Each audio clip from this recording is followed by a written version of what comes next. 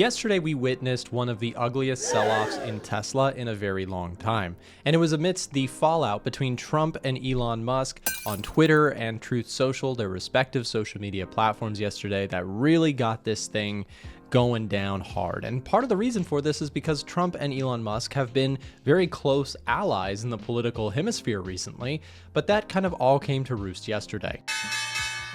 From the recent highs, Tesla dropped at one point by over 25%.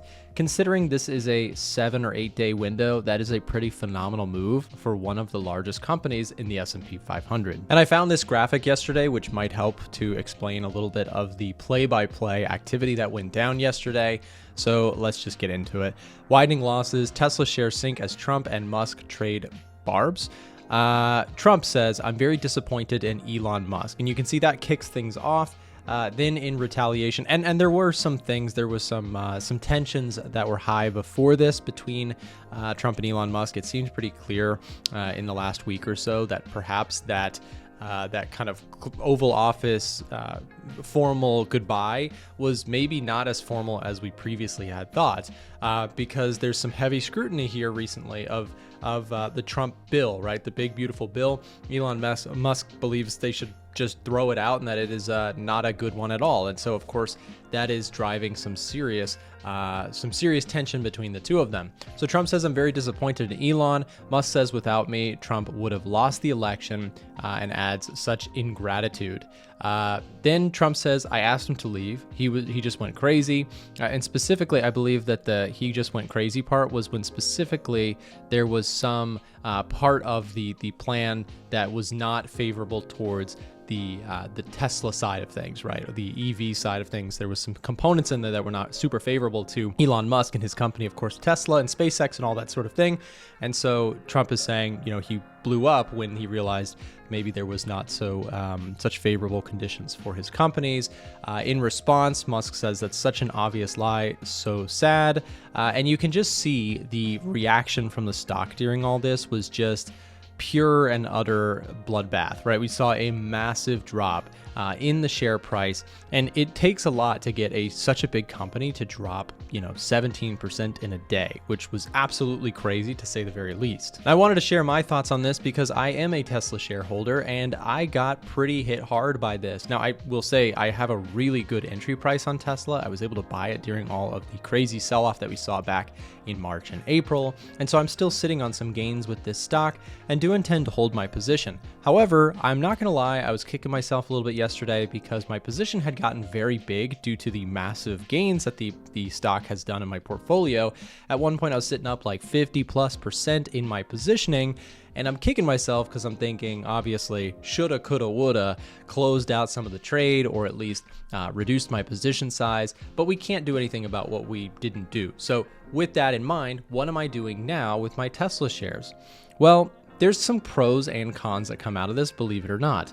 Some of the obvious cons are that Trump and Elon Musk being allies had some potential to help out some of the companies in Elon Musk's portfolio. SpaceX and Tesla may have gotten some more leniency. That may have gotten dashed in this recent bout. Now, we'll see where everything goes, and maybe there's this turnaround story at some point where they say, hey, you know what? It's very unlikely. These are two very, very strong egos in the world. They both are not used to people kind of telling them no, right? Elon Musk runs massive companies, and he's a super successful entrepreneur, and Donald Trump is obviously running the country. So these people are probably, in my opinion, not going to be buddy-buddy anytime soon. And so when we look at this, does this spell the end for Tesla, which has already had, a traumatic year? We saw when Trump and Elon Musk initially kind of became such close allies in the political campaign, the Tesla share price initially rocketed higher. But then actually what was so interesting about that, is as Elon Musk and Trump ally over here, the market actually turned sour on that note, believing now that, because of the close alliance there, that people who maybe lean left are going to strongly dislike Elon Musk even more than they already did, and perhaps boycott or cease sales in certain key, for example, Europe, which has a lot of sales for Tesla over in Europe, and so boycotting or distaste for Elon Musk is perceived as a negative for the stock. And so, there was this concern. Initially, it was very positive because the idea was, okay, this is going to help Tesla get certain deals and certain special treatment, and having an ear in the, having the president's ear is a strong position. But then people were very or they were very concerned even before all the April sell-off that Tesla could get really, boycotted by consumers. However, we recently had seen the price bounce back sharply with some of the 90-day pauses, and now with, of course, this fresh bout, you can see that some of this trade, some of that, proximity to the president trade is now kind of deflating over here. So where am I at with Tesla? What is the pro in this, and why don't I just close out all of my positioning? Well, here's the thing. There are still some positives that I think actually could come out of this. For example, while Trump and Elon Musk may, kind of separate and go their different ways, where's Elon Musk gonna go? Well, as a shareholder of Tesla, I think and I hope that he comes back and focuses more on Tesla. And you might have noticed that in his recent things, he called for the impeachment of Donald Trump. I mean, this escalated very, very quickly. He went from friends with the guy, thanking the audience for making him the president, to now completely wanting him impeached, vouching for JD Vance, and kind of calling for this 80% majority in the middle to come together and create a new, political party and all this, right? Very, very dramatic 24-hour period. The point is, however, I think that this is going to drag him back to Tesla and SpaceX, and I think that will be a very positive thing for the company.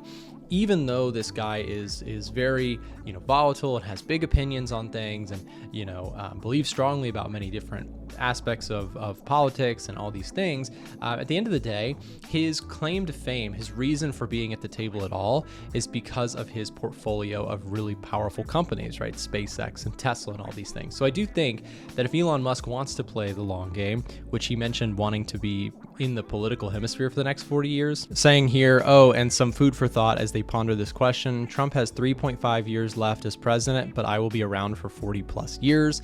Some people took that as a negative for Tesla too, saying or thinking that, hey, you know what, that means that his predisposition is he wants to stay closer to politics than he does to Tesla. But in order for him to have that claim to fame, that power, I do think that he is going to kind of look back at where has gotten him there, which is, of course, these companies that have, made him such a successful overall, billionaire. So while I did take a hit on Tesla shares yesterday, and a pretty good one at that, I think we were sitting at, maybe $40,000 or $45,000 at one point. I believe at one point I was up $50,000 on this position, which is a large portion of my portfolio. Gave back a good bit of that yesterday, but this is the nature of Tesla stock. It is incredibly volatile.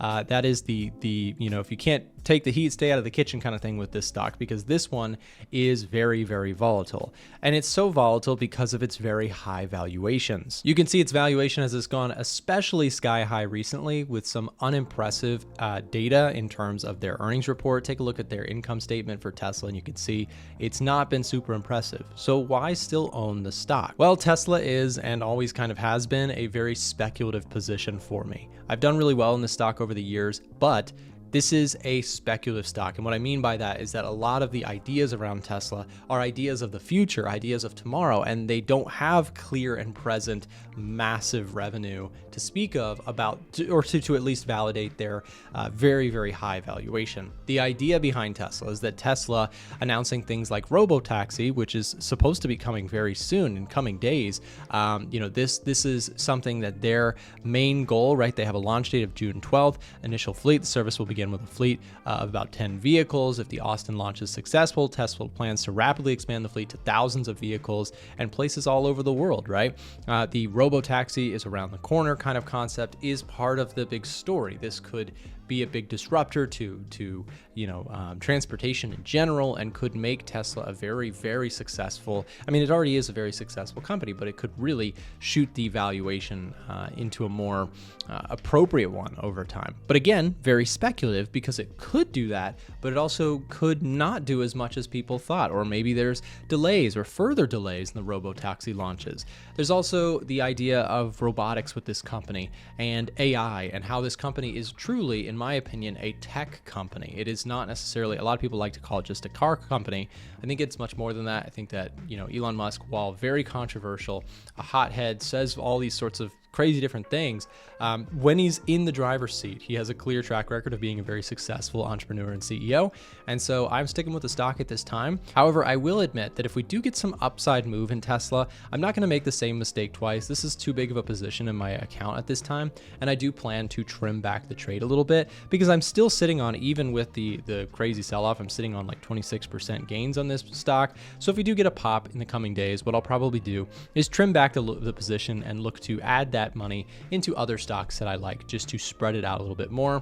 And admittedly, like I said, I was kicking myself a little bit yesterday, being like, wow, I had a really great run in this stock, and I let it get too big in my portfolio. That can happen, right? If a stock goes up 50% on you, what was a X% of your portfolio can dramatically rise if you have a really good stock move. So that's what I'm looking at when it comes to Tesla. I hope this was helpful and informative. If you enjoy my videos, make sure to hit the thumbs up button, subscribe to the channel, and we'll see you in the next one. Now, we alluded to it a little bit earlier on, the spat between Trump and Musk. And I've just read a report just come off the wires now that the president, Donald Trump, is considering selling his Tesla, according to a senior White House official.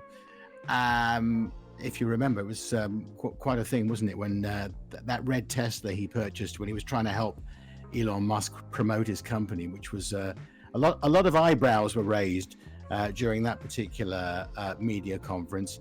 But now there's no love lost at the moment between the two, and Trump has told CNN apparently he's not even thinking about Elon. He's got a problem, he says. The poor guy's got a problem. And he's described Musk to ABC News as the man who has lost his mind. Now, do you think they can make up again, or is it going to be too much bad blood going down the line? Or is this just part of the soap opera? I think the critics of Elon Musk and Donald Trump, who, we prior to yesterday would have lumped in the same team, probably had a lot of popcorn yesterday and popped champagne and this, that, and the other, right? However, on the other side of the aisle, people who are fans of these people obviously were probably in turmoil, right? Really, this is a schism that is kind of a tell in terms of the current administration. Yes, Elon Musk is no longer in a position of political power, but he has significant political influence even without a position in the White House, right? He has a massive following. He controls a platform that has a massive potential to influence voters, and even making the claim in his own post that he thinks that Trump wouldn't have won without his help, which was a big statement that he made. And, there was, as you pointed out, a spat back and forth. They both made personal insults and, more importantly, even some contractual insults. There was the SpaceX and Tesla contracts with the government that Trump called into scrutiny, saying we could save money by cutting those, and Elon Musk firing back, "Be my guest." I mean, it got ugly very quickly, and like I said, a lot of popcorn was probably eaten yesterday. But don't you think, Nick, that from a commercial and business point of view, this is dangerous territory for Elon Musk, because he's already alienated the progressives, shall we call them, and they have stopped buying Teslas. We've seen the numbers, a dramatic fall in the sale of Teslas, and there's some awful things happening, people burning them and vandalizing them. Now he might alienate the other side of the political spectrum by going against Trump, and he's going to end up with not very much in the middle. Let's think about the customer base of Tesla that has been challenged by this. We have Europe, which is a little bit more of a progressive society. They have more EVs in general. That's a big demander. They don't particularly like Trump or Elon Musk, maybe perhaps due to his proximity to Trump or a list of other reasons. I mean, he's a controversial guy. Whether you like him or dislike him, it's fair to recognize that he is a controversial figure and has strong opinions. Let's take a look at China. Well, the tariff situation makes Teslas potentially a much harder sell in China, even though the people of China really love Teslas and they're they're a very popular product there, that can be challenged by rising tariff circumstances. And Elon Musk even calling into scrutiny the tariffs imposed by Trump, saying that they would cause us to go into a recession in the second half of the year. Big claims here.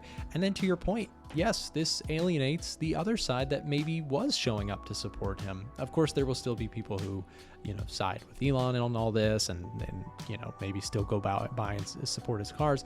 I also wonder how much truly, this was all kind of a opportunity for Elon Musk that went bad. What I mean by that is being close to the president, perhaps negotiating things that were favorable towards his company, EV, legislation and favoritism from the White House and things like that, and then also perhaps some exceptions on the tariffs. And losing that is a huge risk to Tesla, because that favorable rules of the road that he could have potentially influenced or been a part of. Clearly, Trump accusing Elon Musk of having his going crazy moment, quote unquote, in reaction to kind of realizing that some of the political decisions, the administrative decisions, were not going to be super favorable to Tesla. And just an update on Tesla's stock performance. Take a look at the recent high of May 29th. Now, this is, of course, following a really strong run-up in the stock. Yesterday, at one point, we were down as much as 25% on the stock. That is a massive drop in what is a very large American company.